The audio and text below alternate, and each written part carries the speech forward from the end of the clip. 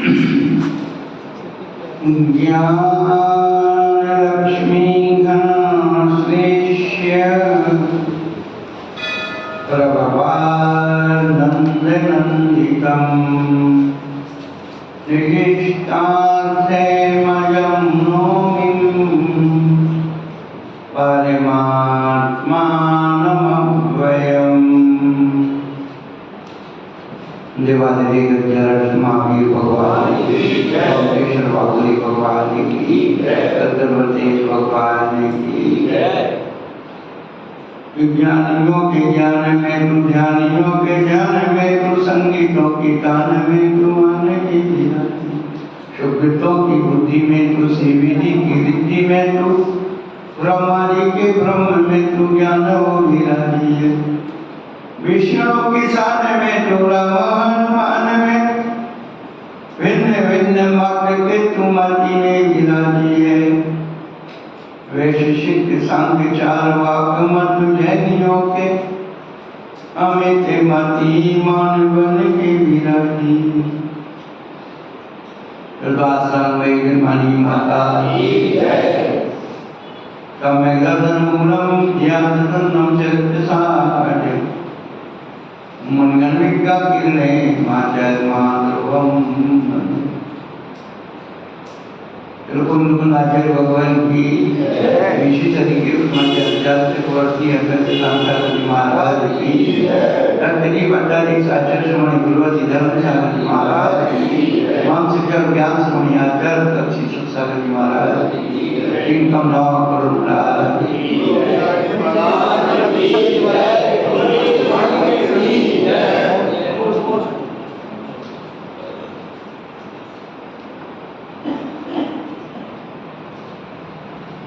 धर्मांगी भव्यात्माओं। पिछले दिनों से हम लोग अपने बारे में सुन रहे हैं।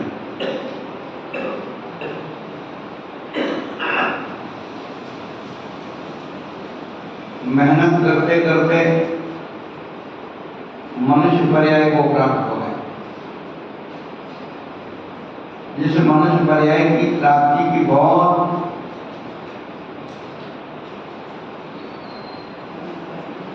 इच्छा थी, जिसके लिए हम सब ने बहुत मेहनत की। जैसे बच्चे को पढ़ाने के लिए ट्यूशन लगाते हैं, कहीं पढ़ जाएगा, पैरों में खड़ा हो जाएगा, कमाती करेगा, तो माँ बाप उसके साथ बहुत मेहनत करते। ऐसे ही हम लोगों ने अपने पुण्य के द्वारा अपने साथ मेहनत।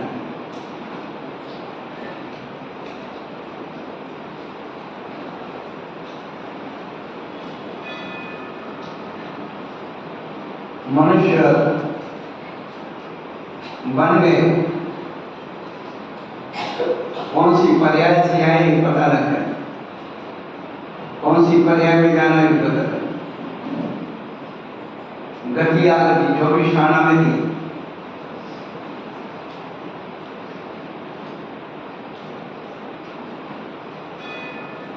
चौबीस खाना जो है ग्रंथ, चारों गतियों में आत्मा कहाँ कहाँ कैसे कैसे घूमती और क्या क्या उसे मिलता है, उसका देखा जोगा उसमें। और कहाँ कहाँ तक अभी अपन नहीं पहुंच पाए, वो जो बात है। बात कर रही कि अपन मनुष्य गति में आए, लेकिन अनादिकालिक के संस्कार चार संज्ञाओं के कारण हमारी चेतनाओं आहार के पास निद्रा, भय, परिग्रह, मैथुन, इन क्रियाओं में लगी हुई। ये हमारे सब पूर्व प्रयोग है।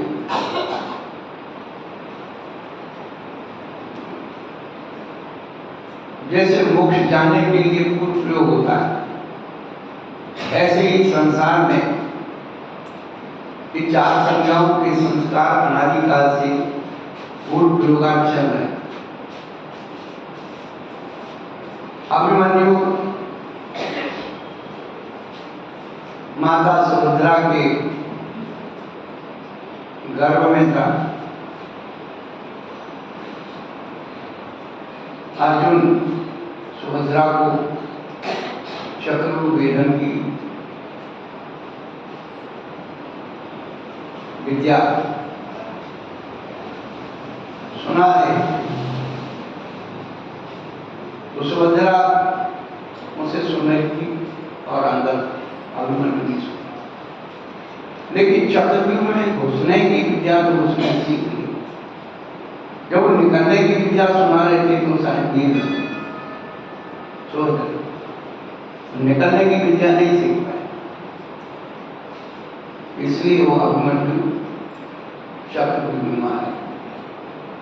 ऐसे ही हम लोग अनादिकाल से माता के गर्भ में रहते हुए 4 संज्ञाओं की शिक्षा ग्रहण करते, लेकिन निकलने की विद्या न पिताजी के पास न मम्मी के पास, तो हमको देते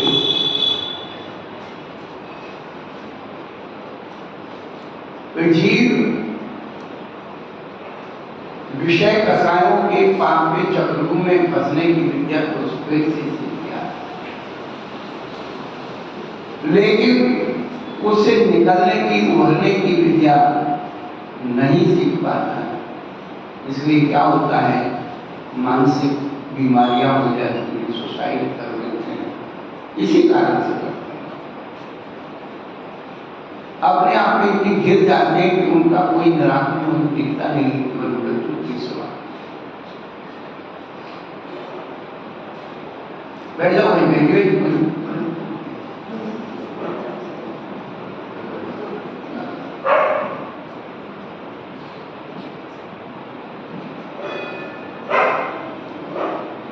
सबसे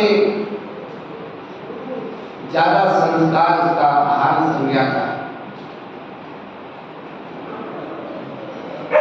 माँ के उधर से निकलने के तुरंत बाद ही भूख और बच्चा रोता है और दूध पीते ही शांत हो जाता है। हमारे जीवन की दैनिकचर्या उस आहार से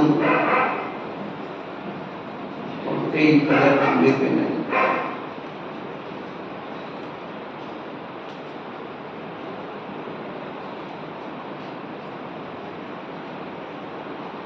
अब धर्म की बात कैसे करें? आहार शुद्धि के बगैर बुद्धि की शुद्धि नहीं, मन की शुद्धि नहीं, तो धर्म की बात मस्तिष्क में आती है और धर्म इन्हीं संज्ञाओं को शुद्ध करने की ही शिक्षा देता है। और जितना परिशुद्ध हमारा खान पान भोजन होता चला जाता है, उतनी शुद्धि बढ़ती हुई जाती है और ज्ञान आदि अपने आप बढ़ जाता है। ज्ञान बढ़े या ना बढ़े, आचार्य में बहरा को कोई ज्ञान नहीं। हम लोग शाब्दिक ज्ञान को ज्ञान मानते हैं, लेकिन बहरा की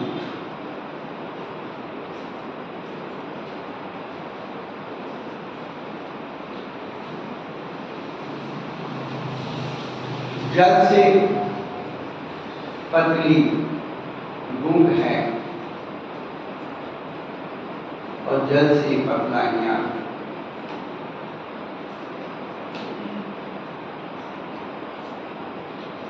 पानी की धार एक जगह गिरती रहे तो पत्थर भी कट जाता है, उसको बहुत समय लगता है, लेकिन ज्ञान की धार जहां चल जाती है, जिन परम पैनी सोचेनी डारे अंदर की गिरा करना निकला।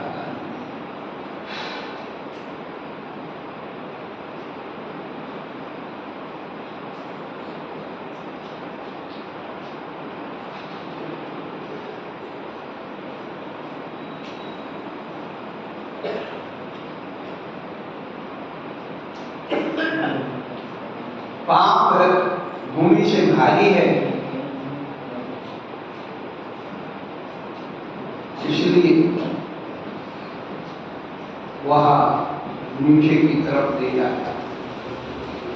भारी वस्तु हमेशा नीचे की तरफ जाती है तो हल्की वस्तु ऊपर की। क्रोध अग्नि से तेज है,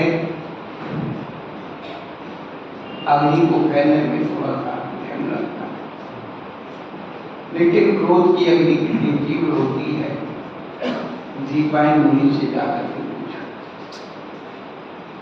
48 मिनट के अंदर पूरी द्वारिका भस्म कर दी। उसे क्रोधाग्नि कहते हैं। त्रिपुर काव्य में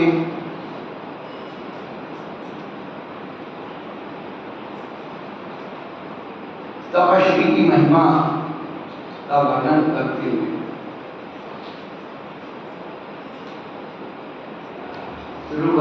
चलने, हम लोग ना साहित्य पढ़ते, ना आगम पढ़ते, ना सिद्धांत पढ़ते, अपने पास कुछ नहीं। इसीलिए हम लोग भटके हुए। यदि हम लोग अच्छे अच्छे कोटेशंस रोज पढ़े, उन्हें दोहराएं, तो धीरे धीरे एक ना एक दिन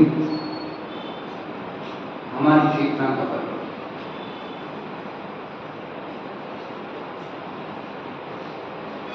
एक कोटेशन हम कई बार दोहरा चुके, कल परसों ही हमने दोहराया। कुछ कोटेशन को टाइप करा करके अच्छे से कागज में उसे प्रिंट निकाल करके और 4 से 10 प्रिंट निकालो और घड़ी के नीचे आपके बेडरूम में, बैठक में, रसोई घर में, सब जगह चलता। हे आनंद, क्या तेरा कोई निर्घर नहीं है जो तू ऐसे दुर्गंधित शरीर में निवास करता है?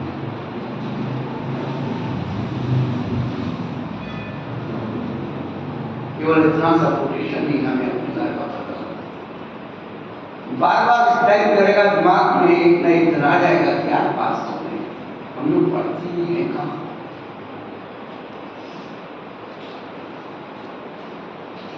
हमें हम ही याद नहीं है। हमें जितने लोग बैठे हैं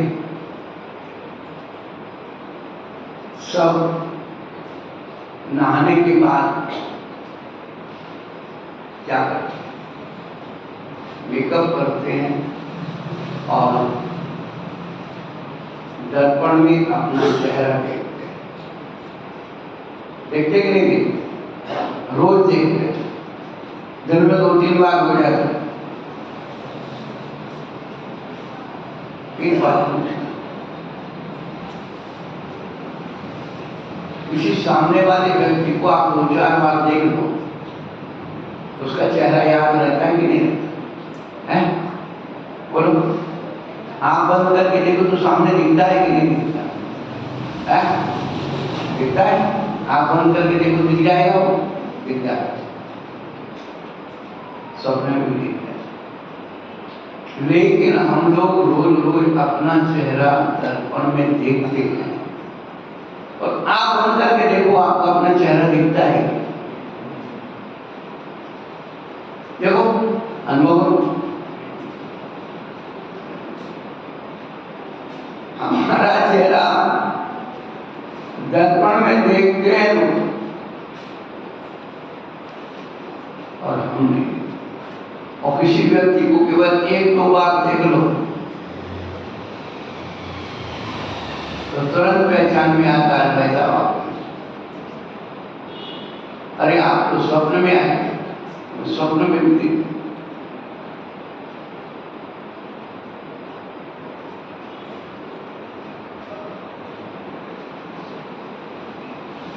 क्या कारण?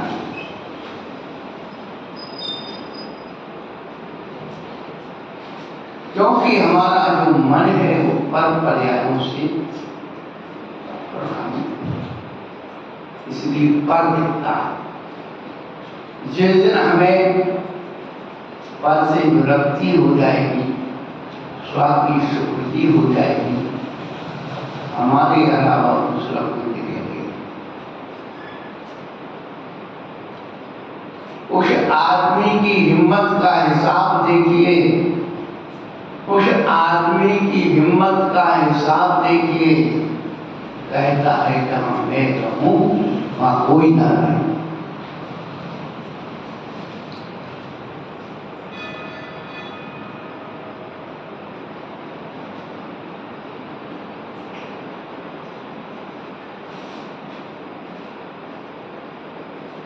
इन चारों संज्ञाओं के संस्कार के कारण हमारा ये संसार चल रहा है। संसार में और कोई भटकने का कारण नहीं।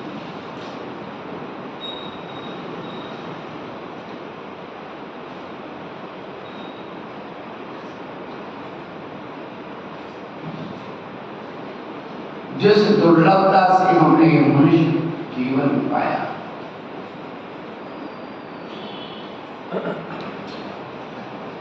उसमें मनुष्य जन्म में चैन कुल मिल गया।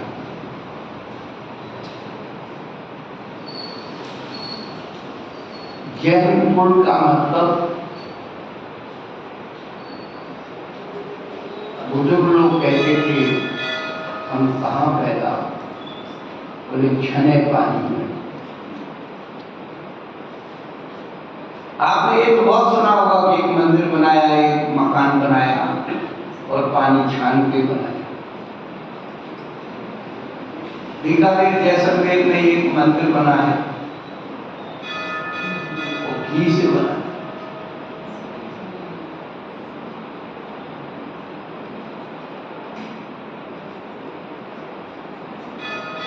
सेठ जी घी का व्यापार करते,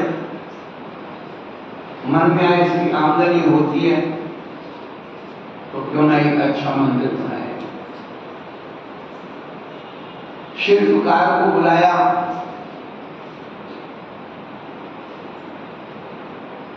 शिल्पकार दुकान पर बैठा था, वो सेठ जी घी का व्यापार कर रहे थे और एक मक्खी उसमें गिर गई।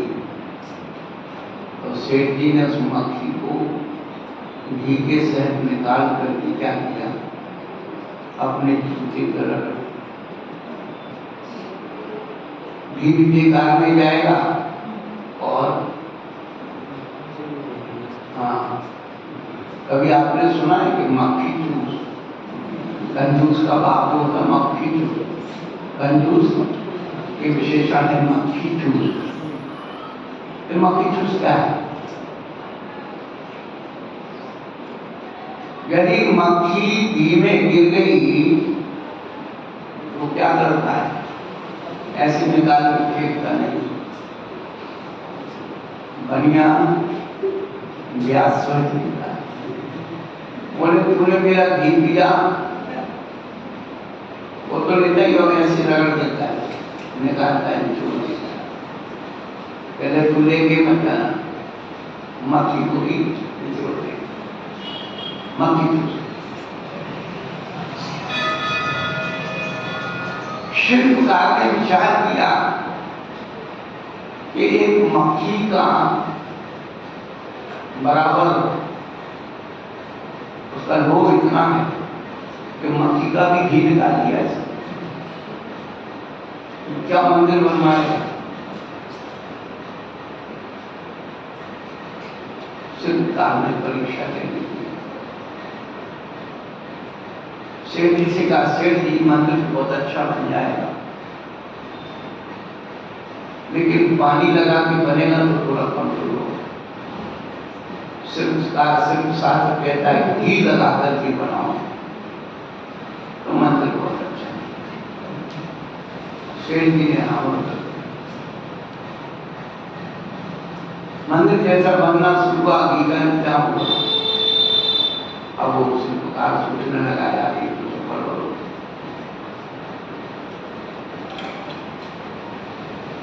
शिल्पकार ने शेर जी से मना किया, शेर जी मैं तो ऐसे ही बात कर रहा था कि आपने घी के बराबर, मक्खी के बराबर घी को तो ऐसा कर दिया। आपके बारे में मैं सोच रहा था आप कितने कंजूस, लेकिन आपने तो कहा, हमने कहा घी से बनेगा तो घी आपने दे दिया, न तो पानी से ही बना। और शेर जी कह रहे कि नहीं, आपका मंदिर बनेगा तो घी से ही बनेगा। और उस आर्टिकल में पढ़ा था कि आज भी गर्मी के दिन में दीवारों से घी छूटता है, इतना उसमें घी लगा है। इसी कमर अपनाई की परंपरा की कहानी। दिगंबरों का भी ऐसे ही था। सेठ जी ने मंदिर बनवाने का विचार किया, और जग रहा कंजूस प्रतिष्ठाचार्य को बुलाया, नहीं भाई मंदिर बनना है, पंचकड़ा बनना है। मंदिर बन गया, पंचकड़ा बनना। प्रतिष्ठाचार्य को बुलाया, क्या खर्चा होगा? प्रतिष्ठाचार्य ने कहा देखो ऐसा है, हमारे प्रतिष्ठाचार्य का प्रतिष्ठा करने का कुछ ऐसा विधान है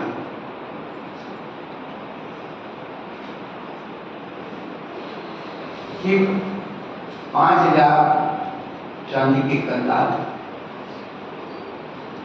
एक कुएं में डाल, उसके बाद काम शेर जी तैयार।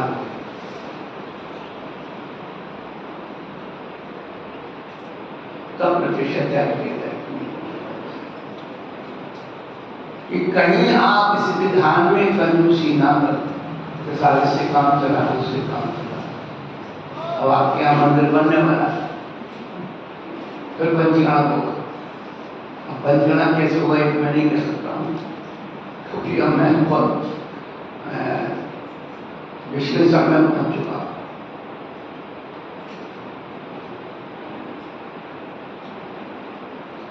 जो प्रतिष्ठाचार्य होते हैं वो सामग्री लिखवाते, पंचकरण में सुई से लेकर के हाथी तक की जरूरत हो। आप प्रतिष्ठाचार्य ने लिखवा दी 1 दर्जन सुई।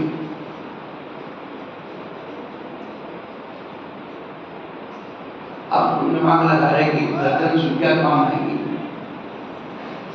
पंचकरण में सुई का क्या काम बताओ।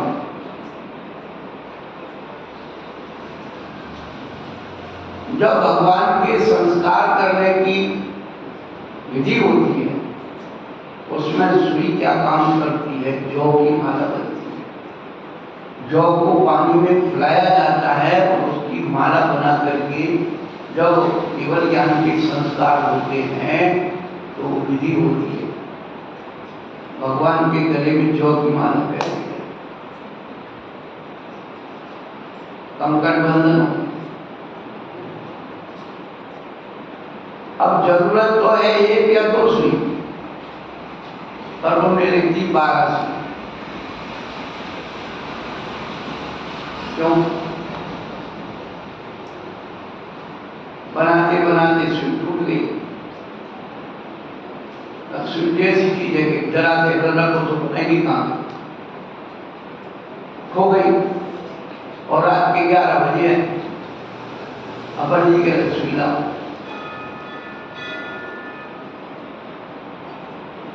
पंचकरण यहाँ हो नहीं रहा, गांव के बाहर गाड़ी दौड़ाओ तो दुकानदार को जगाओ, तो वो 5 पैसे की 10 पैसे की सुई कितनी पड़ गई?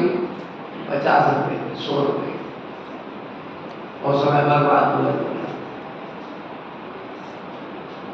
इसलिए कभी सुई में कंजूसी मत करना। सुई हो, पिन हो, शक्ति पिन हो, माचिस पूरी पंचकरा को जाकर वो माचिस रखा, लेकिन वो पूरा फुटरा रखवा दे।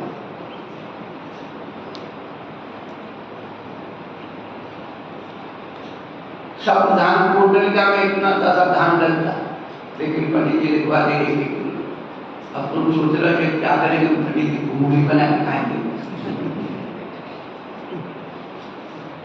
कहने का तात्पर्य यह है कि बहुत सारी सामग्री उसमें है।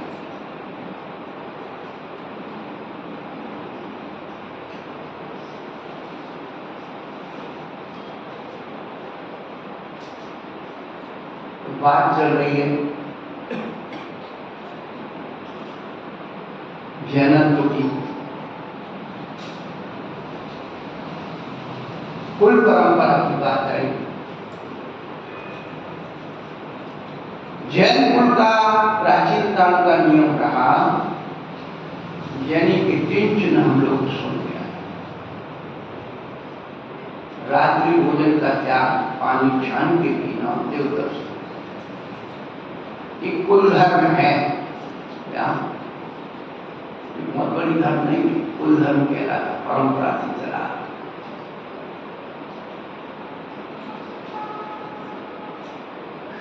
दो तो बिल्कुल खत्म हो गए, तीसरा श्वासें गिर रहा है। रात्रि भोजन का त्याग तो करो, दिन में खाने की फुर्सत, लगा हुआ है मोबाइल में, लगा हुआ है काम, रात 10-11 बजे पहुंचता है।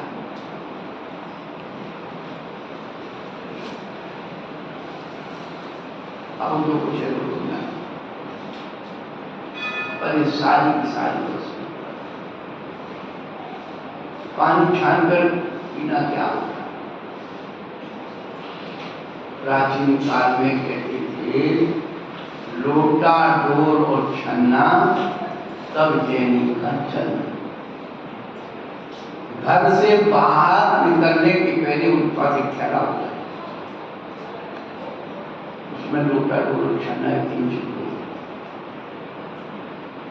और थोड़ा समझदार होता तो मूंगफली चने अपने रख देता था, भाई यहाँ पानी मिला, पानी छाना अपने। आप कुछ नहीं होता। और देव दर्शन, ये श्वास मिलता है।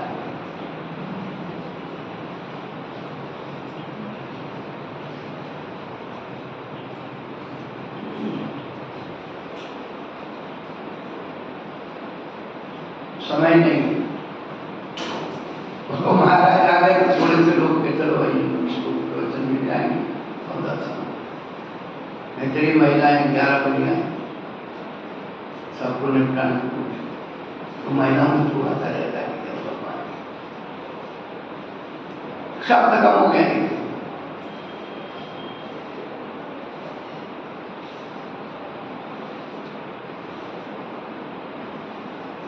पानी छानने की विधि भूल गई।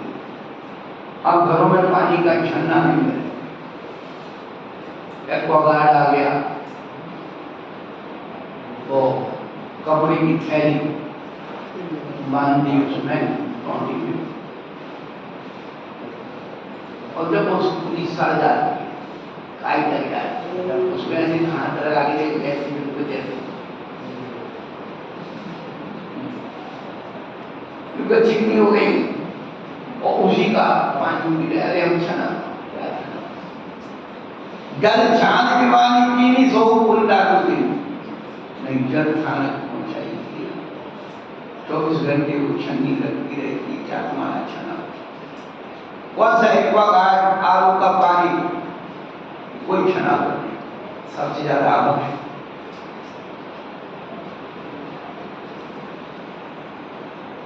अभी किसी बच्चे ने एक रिसर्च किया, एक्वागार्ड आलू के पानी में यदि आप इलेक्ट्रॉन डालो तो काम नहीं, उसका अर्थ खत्म हो जाता।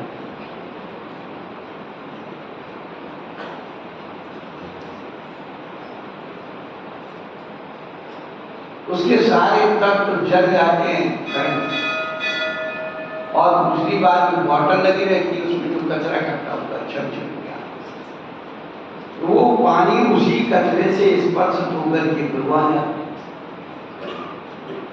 उसमें जो भी सड़ रहा है उसी से स्पर्श होता। कौन रोज की बॉटल साफ करता है?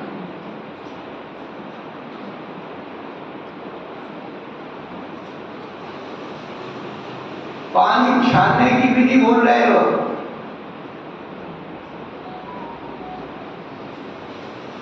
पानी का छन्ना कैसा होना चाहिए?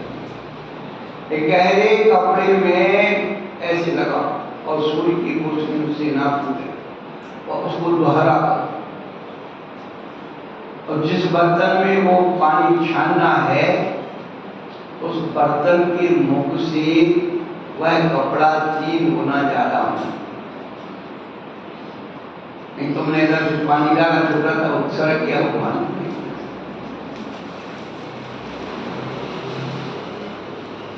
अभी तो कपड़े का छड़ने का ना माप मालूम ना स्वरूप मालूम।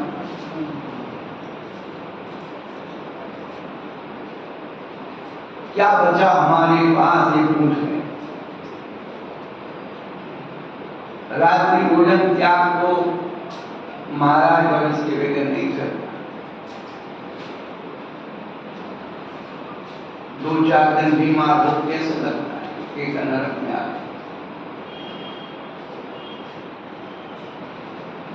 और अपनी आत्मा को अपने हाथ से क्या नरक में जाने की तैयारी कर। महाभारत के शांति पर्व में लिखा है चत्वारो नरकम द्वारम प्रथमम रात्रि भोजन। अभी लगभग 8 दिन पहले की घटना। 2 महान भाव एक कलश देखे गुरु भैया हुआ कहाँ है? हुआ कोई चैनाई हुआ और होने लगा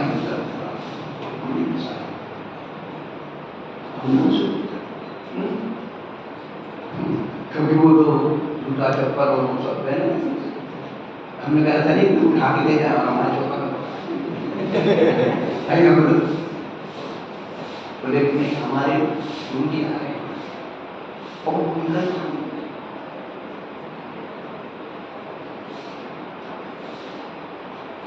ये मत सोचो कि रात्रि भोजन तुम्हारे घर में त्याग होता है और छना हुआ पानी तुम्हारे घर में पिया जाता है। वैष्णव संस्कृति के जो वैष्णव धर्म के यथार्थ पालन करने वाले संत या साधक हैं उनके यहाँ भी रात्रि भोजन नहीं करते, कंजम्पशन नहीं करते, पानी छान लेते।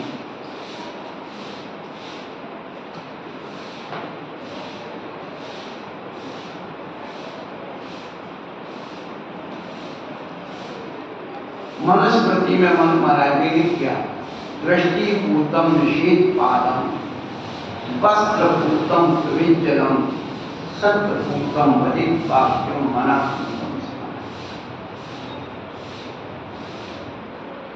चार हाथ देख करके जमीन दृष्टि की पवित्रता करके और चार हाथ देख करके दृष्टि भूतम निषेध पादम वस्त्र पूतम पवित्रम वस्त्र से पवित्र करके यानी छान करके पानी। सत्य पूतम वदित वाक्य वाक्यों को सत्य के कपड़े से छान करके बोलना है। और मना पूतम समाचरित सदाचरण के संकल्प से मन को करना चाहिए। सदाचरण के छन्ने से मन पवित्र होता है। वैष्णव का त्याग ये सब सदाचरण।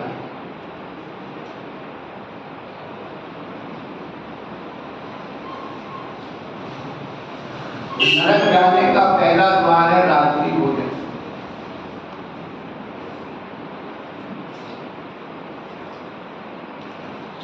मार्कंडेय ऋषि ने मार्कंडेय पुराण में लिखा अस्तम गति दीवाना तो आपको भोजन मुच्यते अन्नम मानुषम प्रोक्तम मार्कंडे महर्षि जवानाथे असंगते। जवानाथ कहलाता है शून्य, उसके अस्त हो जाने पर आप जल रुधिर की संज्ञा होगा। अन्नम मानुषम प्रोक्तम अन्न मास की संज्ञा होगा।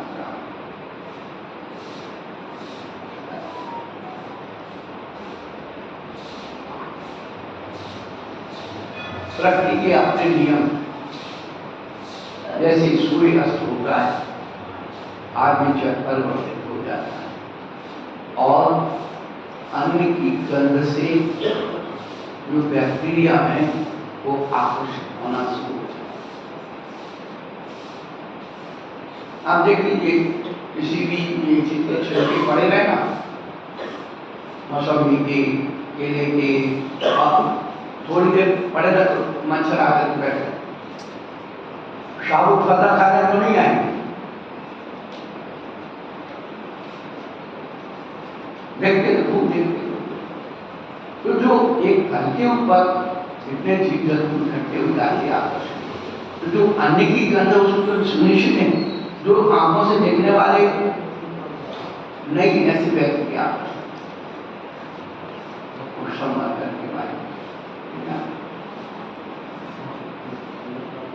इसलिए उन्होंने कह दिया प्रथम रात्रि नरक जाने का पहला द्वार है। अपन तो सोच रहे अपन तरक्की करेंगे और दरवाजे नरक के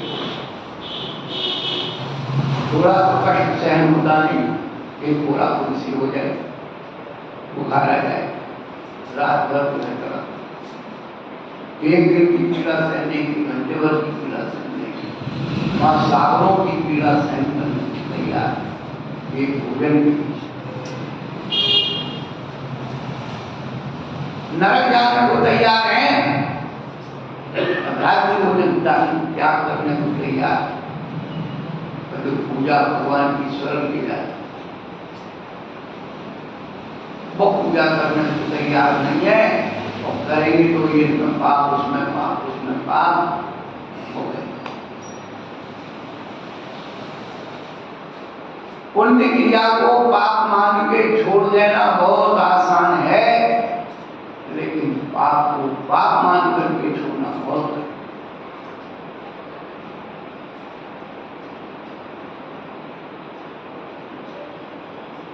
कल ही बताया था कि धर्म देशना सुनने के अधिकारी अष्टमूल गुणधर। यदि रात्रि भोजन त्याग नहीं है, पानी छान करके पीने का नियम नहीं है, सब विषयों का त्याग नहीं होता है का उपदेश। ये उपदेश नहीं है, ये तो भाषण हो रहा, भाषण। नेता लोग भाषण देते, आप भाषण सुनते हैं, उपदेश नहीं सुन रहे। जिस दिन उपदेश सुन लोगे उस दिन जीवन का परिवर्तन आएगा।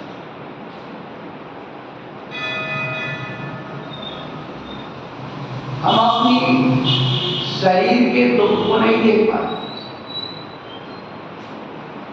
और शरीर में कब तक है, जब तक इसमें आत्मा निकल गई तो जला दो लकड़ियों में, गड्ढे में डाल दो, कुछ नहीं कर। और उस आत्मा में दुखी करने का नो कर्म क्या है? यही, अरे भाई आपकी बात इतनी सुख समृद्धि है, पूरा कोरोना काल में 2 साल तक व्यापार नहीं हुआ, ये नहीं हुआ, तो भी आप बैठ करके आराम से खाते।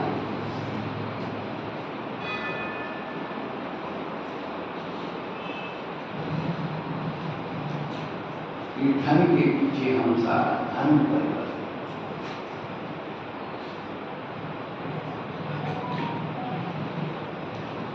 अर्जुन कहता है, अर्जुन से प्रतिज्ञा द्वे ना देनम ना पलायनम आयु रक्षति मर्माणि जीवन। ये 2 प्रतिज्ञा है, ना तो मैं दीनता स्वीकार करूंगा, ना पलायन स्वीकार करूंगा। क्यों? जब तक मेरी आयु है तब तक मुझे कोई मार नहीं सकता, और जब तक जीवन है भोजन मिलते ही रहेगा।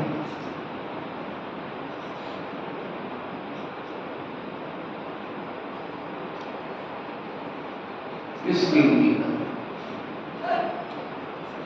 दुर्लभता का बोध जिस दिन हमारे जीवन में जागृत हो जाएगा, कल्याण का मार्ग उस दिन खुल जाएगा।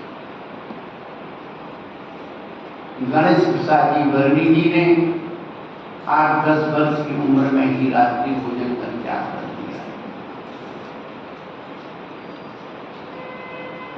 आज के समय में तो ऐसी कोई समस्या ही नहीं।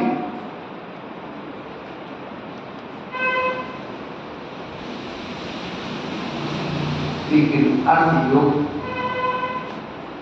दौड़ लगी।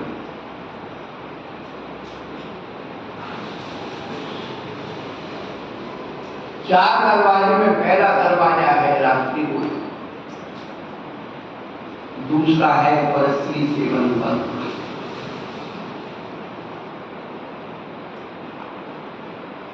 आज के समय में हाल बहुत विषय कसायों से उदासीनता कहीं नहीं दिख रही।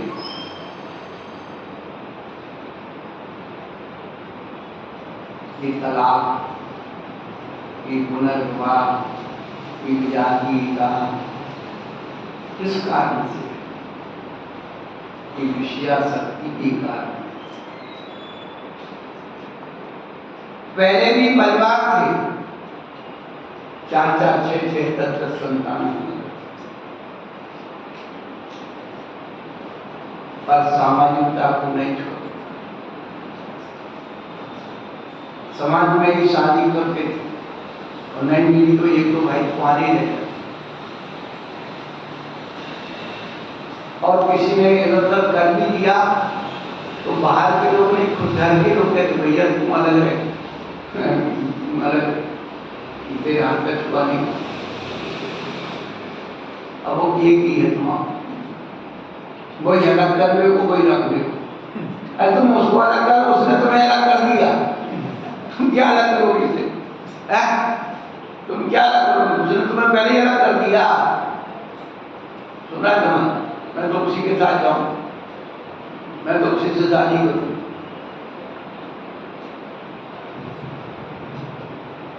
क्या बचा? पहले छोटी उम्र में शादी हो जाए और आदमी मर जाता, बाल विवाह हो जाए, क्या होगा? जिसकी घर में बहू विधवा हो गई तो उसकी सास ससुर उदासीन हो जाते, सब छोड़ देते, जवान बहू घर में नहीं करना। बेटी यदि विधवा हो गई तो माँ बाप भी संसार का सुख छोड़ देते।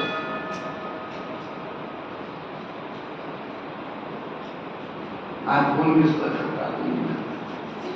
बोलेंगे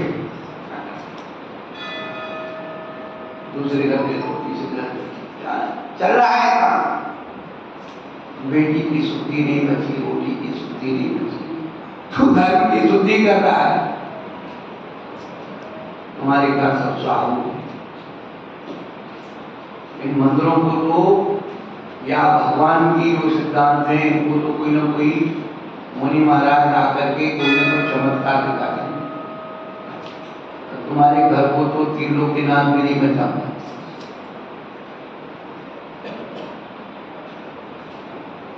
अभी रक्षाबंधन आने वाला है, 700 मुनिराज रक्षा करिए विष्णु भगवान।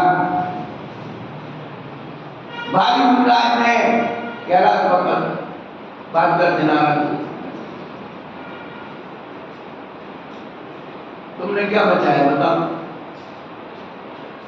एक परम पूज्य चतुर्वर्ती आचार्य शांत सागर महाराज की कृपा से हम लोग इस मंत्रों में से यदि कानून पास हो गया होता ना, तुम्हारा सब स्वाहा हो गया, तुम कुछ नहीं। उनके पुजारी होते, उनके कर्मचारी होते, उनके वो होते, उनके ट्रस्टी होते। क्या सोच रहे तुम? इस साहित्यता से मिल गया इसलिए समझो। अब वही समय आने वाला, समय वही है। आपकी ताकत नहीं हम मानो, क्योंकि हम तुम्हारे घर की रोटी खा के आते, बता दी कि तुम्हारी रोटी में एक मीठा आते ही नींद आती है, खा के आने के बाद नींद आती।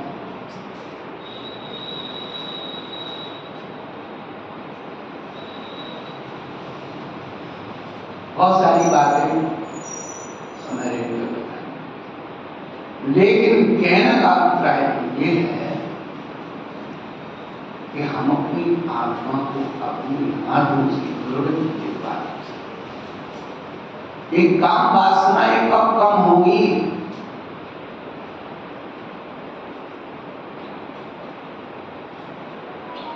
परस्त्री संबंध की।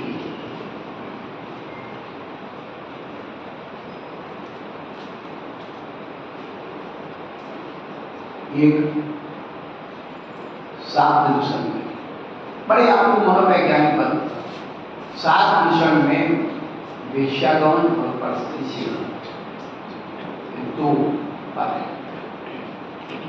तो वेश्यागमन और परस्त्री सेवन में अंतर क्या है? स्त्रियां तो दोनों ही क्रिया एक सी है।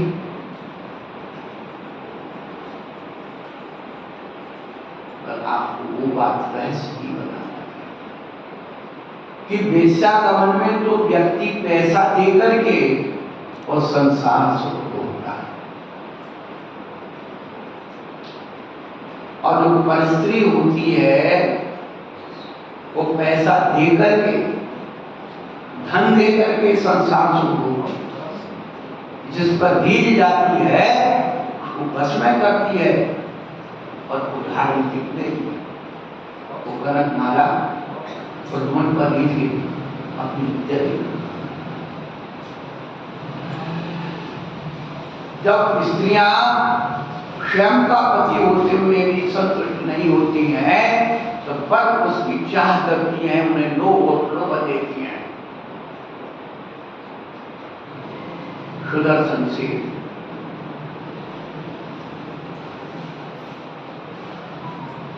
रानी संबंध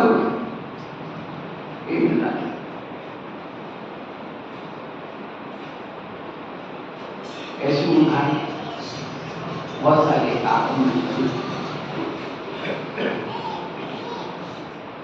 अतृप्त स्त्रियां और पुरुषों को धन का लोभ देकर संसार सुखो, तो पुरुष से कहा कि तुम उसके लोभ में मत आ जाना पड़े।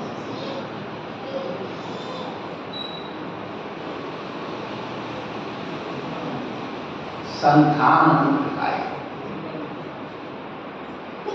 संतान क्या कह रहा? अच्छा बड़ी पापड़ मुरब्बा जो महीनों महीनों सालों सालों की रखे रहते हैं और खाते,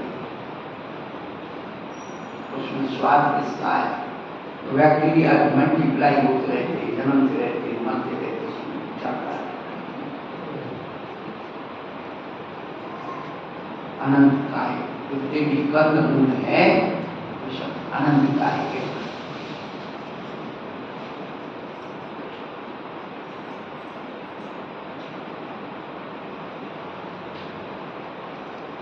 प्रसंग जब आएगा तो दोबारा सुना देंगे, कुछ दिक्कत नहीं।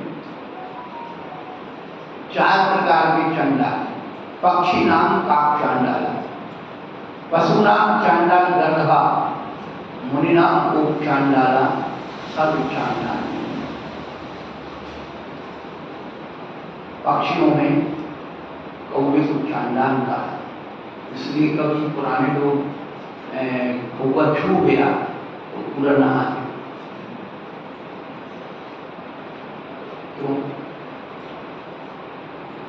कौवा ऐसा पक्षी है कि संसार के जितने भी पशु पक्षी सबका मांस खाते, गंदगी खाता है, कह रहे हैं आप लिखा हुआ जो बोल रहे हैं तो हम थोड़ी अपना हमसे कोई लड़ने में तो आओ तो मत आते वो है प्रमाण है।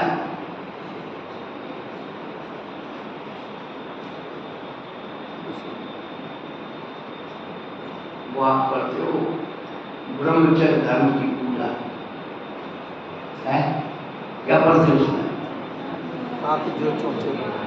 कहा जो हमारे पंडित जी ने बदल दिया संसार में विश्वेदनादि तृतीय योगीश्वर पंडित जी क्या कर दिया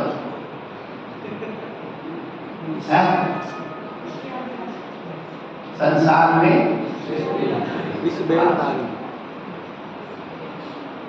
देखो आदमी को सहन नहीं हुआ, अरे मेरी प्राण प्रिय चॉकलेट कैसे भी चाटो, उसको विश्वेदनादि कैसे कह रहे हैं, बदल दिया। अरे नारी तो केवल विस्की पेल है, पेड़ पे टैगी तो पेड़ का रस छू सके, इसलिए उसे विश्वेद कहा। और आदमी को क्या बनाया, आदमी को क्या बनाया,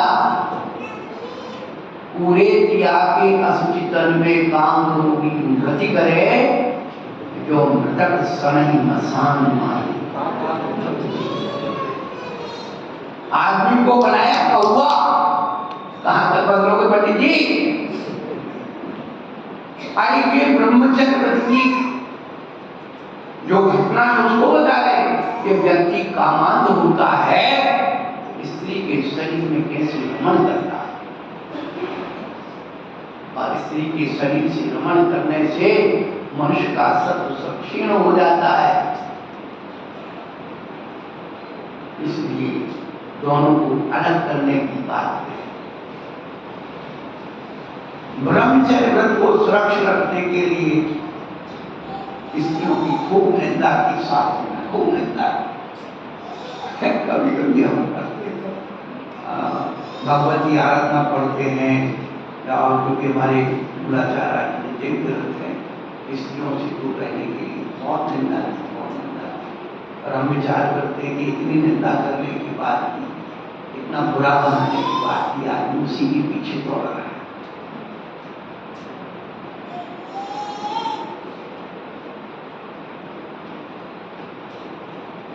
केवल वासना नहीं। तो पक्षियों में कौवा शानदार, तो सब जाति के जीवों का मांस खा लेता है। कुत्ते का मांस गिद्ध नहीं खाते, कुत्ते का मांस गिद्ध नहीं खाते, और क्षत्रिय होकर के उठ नहीं बढ़ाते।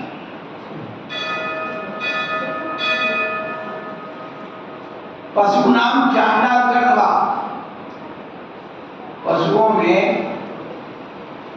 गधे को चांडाल कहा।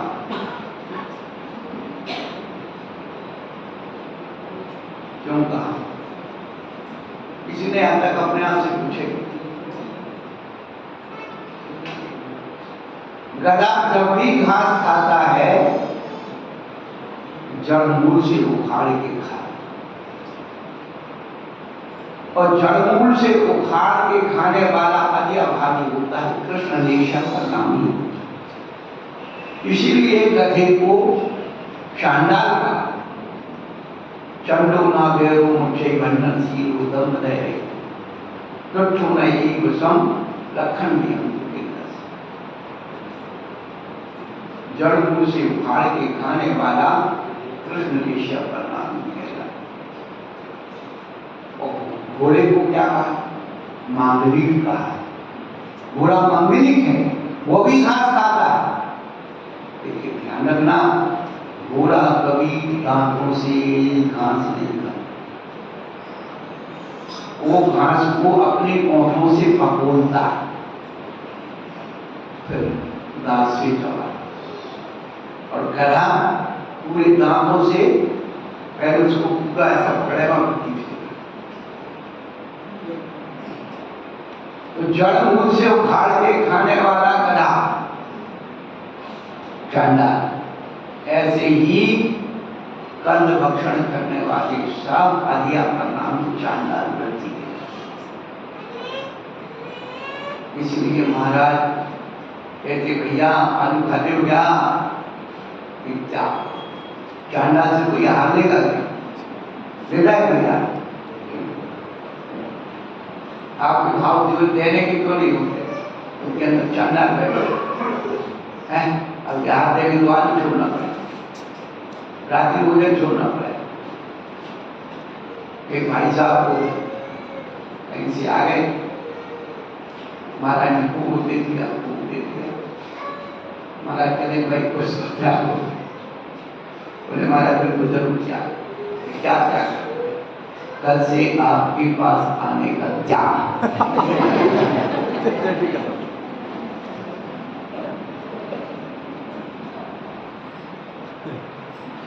वास्तव में आपका त्याग धन्य, वास्तव में आपका त्याग धन्य। आप कितने बड़े त्यागी,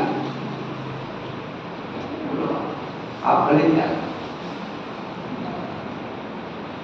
बताइए, आप एक रेती का ढेर लगाओ और एक रत्नों का ढेर लगाओ, तो रत्नों का ढेर त्यागने वाला त्यागी है या रेती का ढेर त्यागने वाला त्यागी? बड़ा त्यागी कौन सा है? बोलो। जो रत्नों का ढेर त्यागेगा वो बड़ा त्यागी है, और रेती कंकड़ पत्थर का ढेर त्यागे वो छोटा त्यागी है। आप भैया बड़े त्यागी हैं, बड़े बड़े सम्यक दर्शन, सम्यक ज्ञान, सम्यक विचार जैसे बड़े बड़े रत्नों को त्याग के धन्य हम तो छोटे से त्यागी है भैया, कीर्तन मंदिर के मकानों को त्यागी। क्या होना है? आप बड़े त्यागी, हम छोटे। प्राचीन काल में जमींदार हुआ करते, और जमींदार की हवेली के सामने चौकीदार। चौकीदार का काम क्या होता है? कुत्ता नहीं घुस जाए, बंदर नहीं आ जाए, कोई अज्ञात आदमी नहीं आ जाए, कोई बिना परिचय का ना घुस जाए, कोई चोरी ना हो जाए। और चौकीदार को क्या देते? आप तनख्वाह। और तनख्वाह के साथ साथ कभी दिवाली, होली और दशहरा और कोई पर्व त्योहार को से इनाम भी देते और अच्छे से रखते, और नाश्ता चाय तो सब रखते आप। चौकीदार बड़ा है कि जमींदार बड़ा है? जमींदारी बड़ा होगा भाई, इतनी बड़ी जायदाद उसकी चीज। चौकीदार बड़ा कैसे हो गया? चौकीदार चौकीदार रहेगा, जमींदार जमींदार रहेगा। भैया देखो ऐसा है, आप लोग बहुत बड़े कहाँ बैठे? जमीन पे बैठे, आप जमींदार। हम कहाँ बैठे? चौकी चौकीदार। अरे साधु समाज का चौकीदार है, कभी सोचा भी नहीं। आपकी हमारी समाज में या आत्मा के अंदर क्या विषय कसायों के चोर ना घुस जाए, पापों के डकैत ना आ जाए, बदगसनों के बदमाश ना घुस जाए, हमारी आत्मा को बर्बाद ना करते हैं। ये साधु चौकीदार है, आवाज लगाते रहते, जागते रहो, वो नींद के जोर जगवासी हो, मैं सदा सर्व सर्वोत्तम हो सदगुरु देगा बोली तो जागते रहो। पहले जो है गांव में रात में चौकीदार लगा, जागते रहो।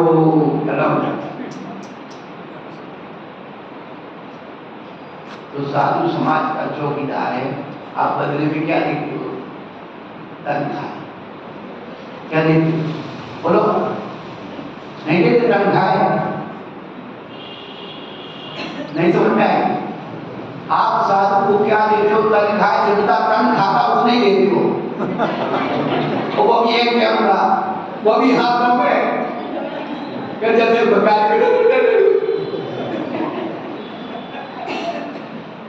सोचो चिंतन। आपकी इतनी कीमती संपदा को सुरक्षित रखने की जिम्मेदारी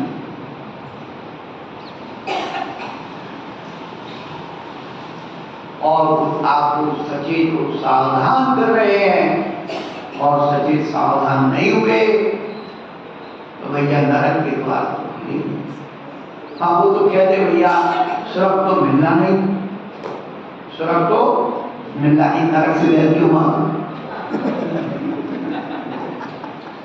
और हमारे देश में तो एक और है, कितने बड़ा पापी मर जाए लेकिन स्वर्गवासी, कितने बड़ा पापी मर जाए स्वर्गवासी। एक कवि ने दो पंक्ति लिखी कि भारत में जितने मरे सभी स्वर्ग हो जाए, भारत में जितने मरे सभी स्वर्ग हो जाए, विधि ने नरक क्यों दिया बनाए, वहां का भैंस बनेगी।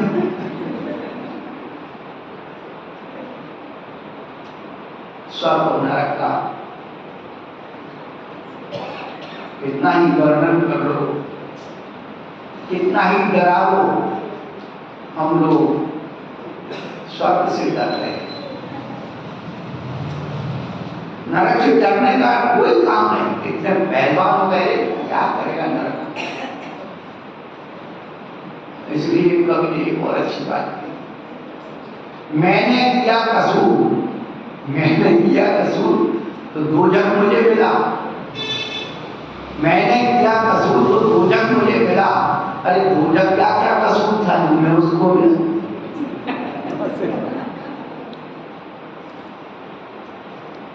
तो चार नरक के द्वार और अपने घर में ही रखे, क्या ये नरक के दरवाजे कोई दूसरे गली में नहीं है। रात्रि भोजन कर रहे हैं, स्त्री पर सेवन कर रहे हैं, कंद भक्षण कर रहे हैं, आचार बड़ा हुआ, इसमें नरक का द्वार रखा हुआ है। इसको यदि परिशोधन कर लें तो कल्याण का मार्ग खुलेगा। कर्म का ग्रंथ में जो अपने यहाँ कर्म कृतियों का वर्णन करता है, उसमें आचार्य भगवान लिखते, चारों आयुओं का नौ कर्म हमारा आहार। अब हमारे साथ आगे हम आपको खोल के आपको ब्राह्मण से पढ़ाएंगे, पढ़ लो, उसके बाद भी जीवन में परिवर्तन नहीं आया वो तो होना ही तो होना है। लेकिन कोई ना कोई पीढ़ी जीवात्मा अपने आप को संबोधन करके, बोध करके, और एक भी जीवात्मा के अंदर परिवर्तन आ गया, एक भगवान जीवन भगवान बन जाएगा। अपनी आत्मा को परमात्मा बनाना है। भगवान बनने की जब भी शुरुआत होगी भोजन शुद्धि से होगी। महावीर भगवान की जय।